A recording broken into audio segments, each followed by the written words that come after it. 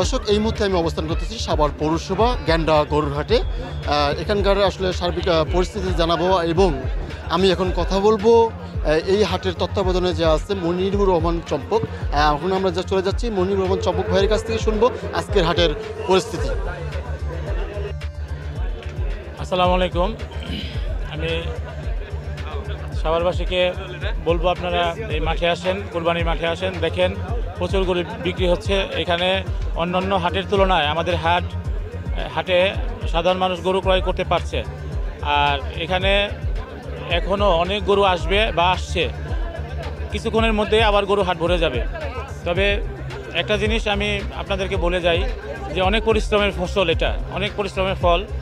যখন কোনো কঠিন অধ্যবসায়ের পরে যদি কোনো সফলতা পাওয়া যায়, অবশ্যই এটা ভালো লাগে, ভালো লাগার বিষয়। সাভারবাসীকে আমি সার্বক্ষণিক ধন্যবাদ জানাই। সাভারবাসী প্লাস যারা আমার বন্ধুরা বা দূরে থেকে এসছেন এই গরুর হাটে গরু এখানে পশু ক্রয় করেছেন, তাদের উদ্দেশ্যে বলবো যে আপনাদেরকে আমি আমার পক্ষ থেকে হাজার সালাম। আলহামদুলিল্লাহ, অনেক অনেক অনেক। তারপরেও কালকে আগামীকাল আছে, আপনারা আসবেন। আমি আশাবাদী যে এই হাট আবার গরুতে পরিপূর্ণ হয়ে যাবে। তো আসবেন সবাই, গরু কিনবেন বা এখানে প্রচুর ছাগল আছে, এখানে কিনবেন আপনারা। তো সাভারবাসী একসাথে আমরা উৎসবমুখর পরিবেশেই একটা সুন্দর ঈদ পালন করব, এই আশা ব্যক্ত করি।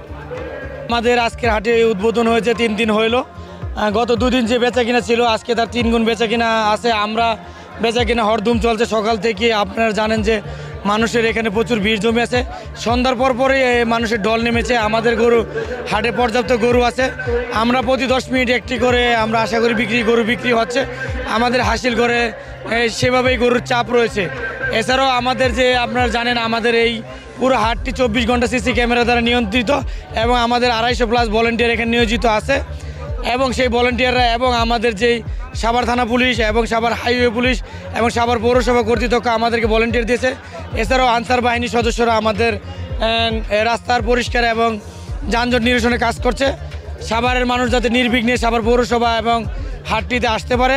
সাভার সহ সাভার, আশুলিয়া এবং মানিকগঞ্জের সিংহের এলাকা থেকে, আপনারা জানেন গাবতলির পর থেকে নবীনগর পর্যন্ত কোনো গরুর হাট নেই। একমাত্র সাভার পৌরসভা কর্তৃক গরুর হাটটি হলো আমাদের এই ঘ্যান্ডা ইমুর মাঠে।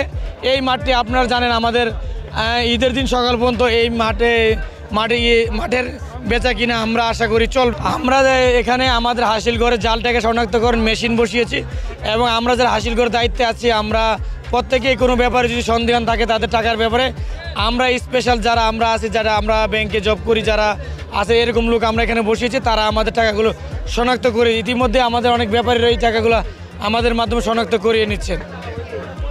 ধন্যবাদ। এই ছিল গ্যান্ডা হিমু সাহেবের গরুর হাট থেকে। কেআরবি নিউজ, সাভার, ঢাকা।